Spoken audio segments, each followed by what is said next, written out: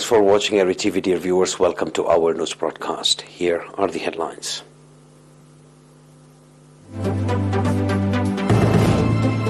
Efforts to strengthen social welfare programs in Southern region. Financial contribution to families of martyrs.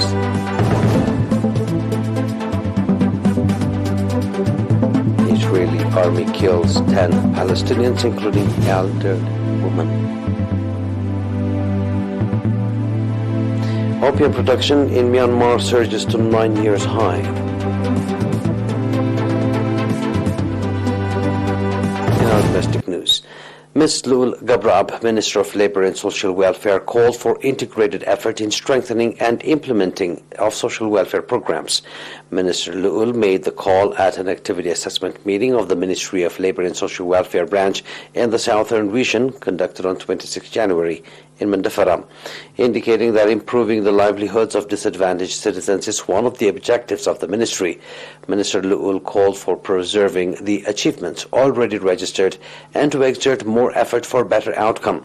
According to the reports presented at the meeting, in the Southern region, over 75 million nakfa has been distributed to families of martyrs and over 1.8 million nakfa to disadvantaged citizens, underlining that supporting and rehabilitating families of martyrs and disadvantaged citizens is not to be left to the government alone.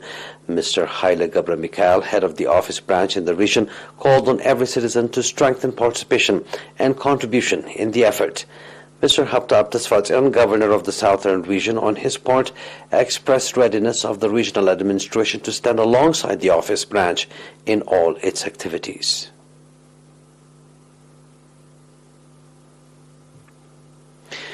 Eritrean nationals residing in several countries extended financial contribution in support of families of martyrs and disadvantaged citizens.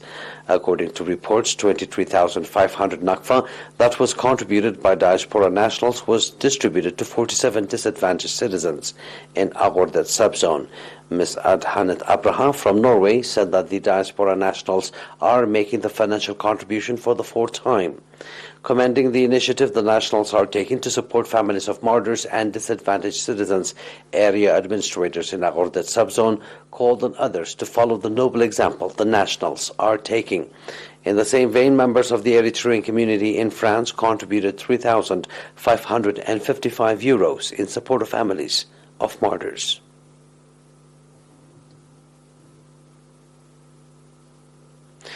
The Livestock Resources Development Branch in the Central Region reported that strong effort is being exerted to ensure availability of animal fodder with views to develop livestock resources, indicating that in the Central Region there are about 115,000 registered domestic animals. Mr. Fasahaya Tasfatsyan, head of the branch office, said that over 60,000 quintals of green animal fodder has been produced, and that compared to that of last year has shown an increase of 43%. Mr. Fasahaya also said that vaccination program has been carried out on 71,328 livestock and crossbreeding of dairy cows has been conducted. Mr. Fasahaya went on to say that 8.2 million liters of milk and 784 quintals of honey has been produced, and that registered 18% and 27% increase, respectively, compared to that of last year. Poultry farming as well as eggs production in the region has recorded significant increase. Mr. Fasaya also said that the office branch has organized training program to over 200 of its members and farmers with a view to develop their capacity.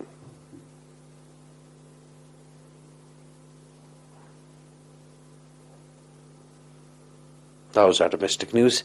Please stay tuned now for the international news right after a short break.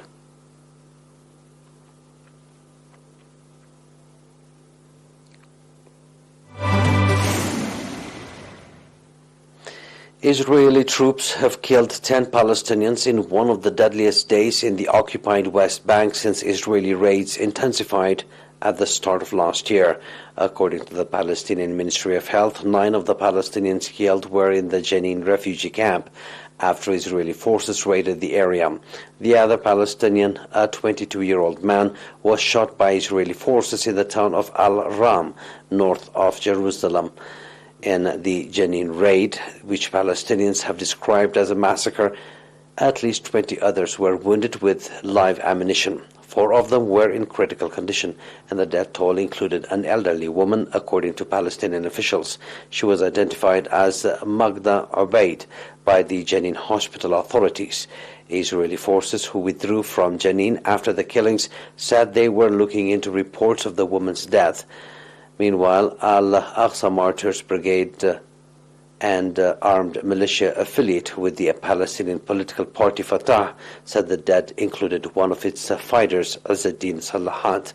Israeli forces also fired tear gas canisters towards the hospital, affecting the children's division.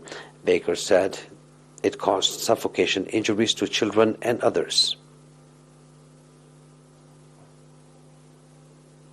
The production of opium increased sharply in Myanmar, raising the 9-year high.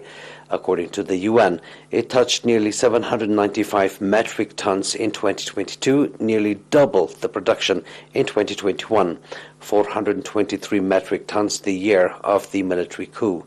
The UN believes this is driven by economic hardship and insecurity, along with higher global prices for the opium resin that is used to make heroin. The coup plunged much of Myanmar into a bloody civil war that still continues. The region where the borders of Myanmar, Thailand, and Laos meet, the so-called Golden Triangle, has historically been a major source of opium and heroin production. The UN report released yesterday said Myanmar's economy was confronted by external and domestic shocks in 2022, such as the war in Ukraine, continued political instability, and soaring inflation, which provide strong incentives for farmers to take up or expand opium poppy cultivation. Myanmar is the world's second largest producer of opium after Afghanistan. The two countries are the source of most of the heroin sold around the world.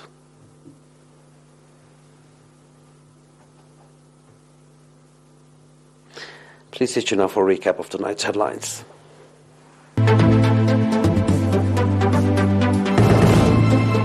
Efforts to strengthen social welfare programs in Southern region. Financial contribution to families of martyrs.